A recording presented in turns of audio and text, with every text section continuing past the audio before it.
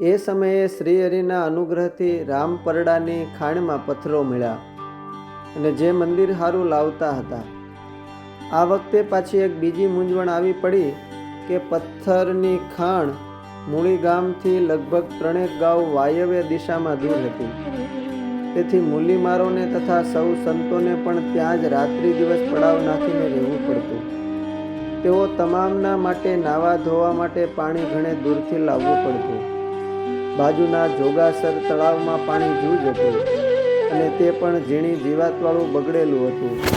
તેથી ઘણે જ દૂરથી પાણીની માણો ભરાવી લાવવી પડતી. કોઈક વખત પાણી થઈ રહેતા પાણી વિના તરસા બેઠા રહેતા. ખોદકામ કરનારા વગેરે મજૂરોને વખતો વખત પાણીની તરસ લાગે અને દૂરથી આવતું પાણી ઘીની માફક સંકોચથી વાપરવું પડતું. તેથી પાણીની મુશ્કેલી વધવાથી સ્વામીને તેની બીજી ચિંતા દરરોજ થવા લાગી. એક દિવસ બપોર પછી સ્વામી ખાણના ખોદકામના પથ્થરના ઢગલા ઉપર ખાખરાને વળતે છાંયડે ધાબળી પાથરી હાથમાં પુસ્તકનું પાનું વાંચતા વિચારતા ખોદકામ જોતા હતા. તેવામાં ખાણની અંદરના એક માણસે બહુ તરસ લાગી છે, હવે તો પાણી પીવડાવો તેવી બૂમ ખાણમાંથી પાડી. પાણી તદ્દન થઈ રહેલું હતું. છેટેથી પાણીની મોટી મોટી માણો ભરી માથે ઉપાડી ચાલતા આવતા માણસોને જોઈને કોઈએ જવાબ આપ્યો કે પાણીની માણો લઈને માણસો ચાલ્યા આવે છે, આવશે કે તમને તરત જ પીવડાવીશું.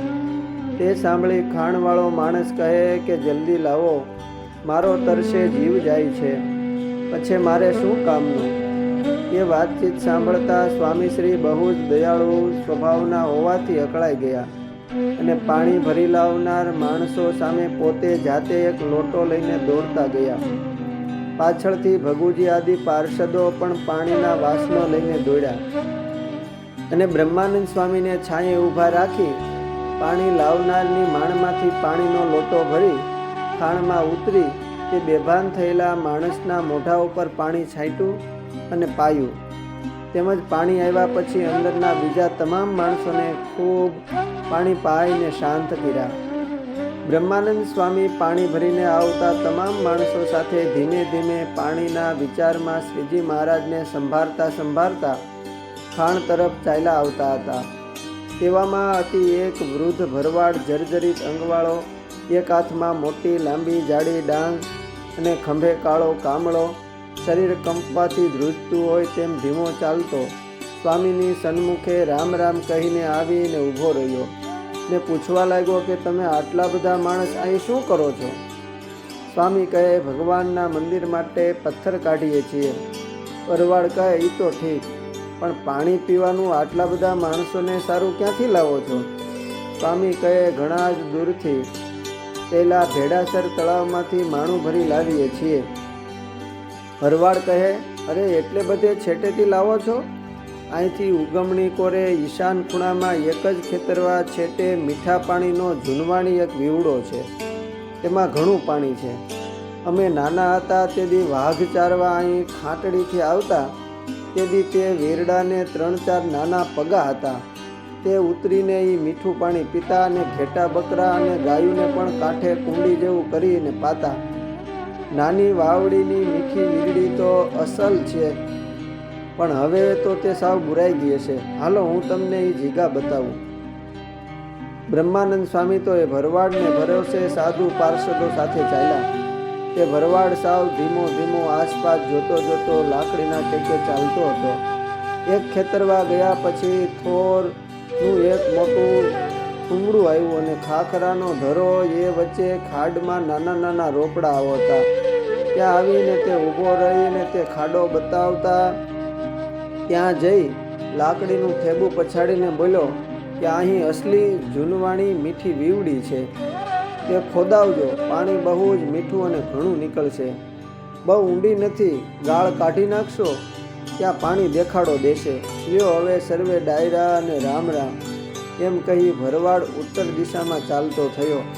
ત્યારે સ્વામી કહે કે ગોકળી, તમે કીએ ગામ રહો છો? ભરવાડ કહે, આ હામું ખાંટડી દેખાય છે એમાં રહું છું, પણ અમે માલધારી ફરતા ફરીએ, આજ અહીં તો કાલ બીજે, વગડાના વનવાસી છીએ. સ્વામી કહે, તમારું નામ શું?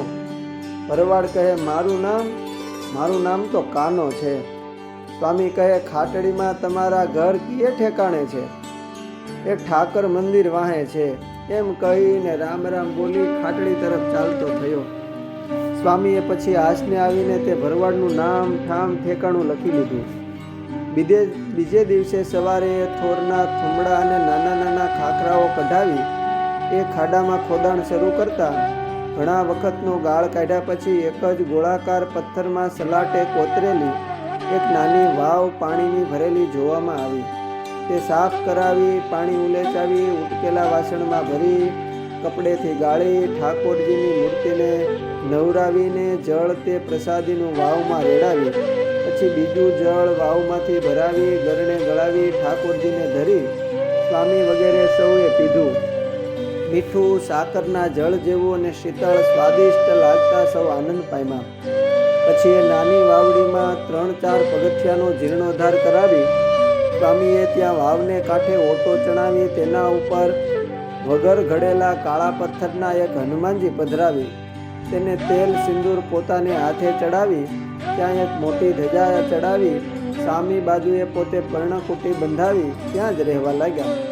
આજુબાજુમાં સંતો અને પાર્ષદો પણ ખાખરાના ઝૂંપડા કરીને ત્યાં રહેવા લાગ્યા.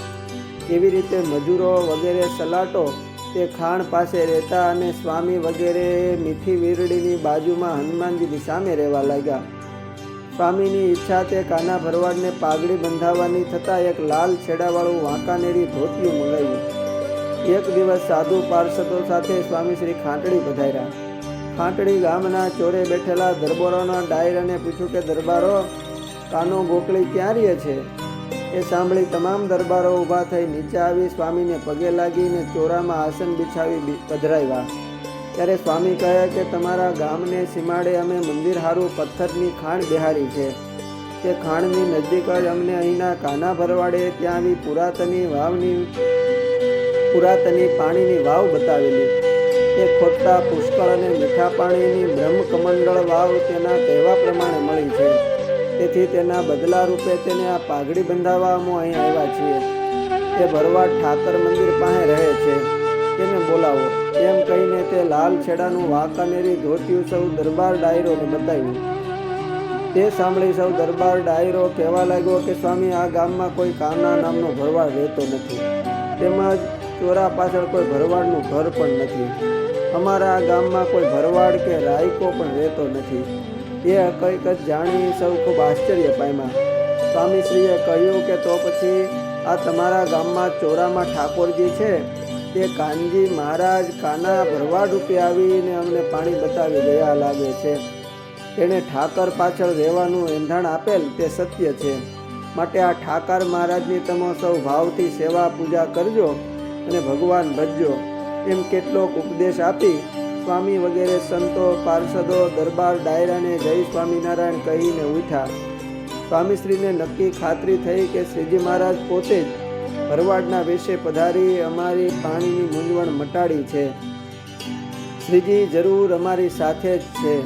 અને બ્રહ્માનંદ સ્વામીએ દોહો લખ્યો કે ભક્તોની ભીડ ભાંગવાન નવતમ કાનો નામ, એ ભલો વેશ ભરવાડનો સુંદર ભજવો શ્યામ.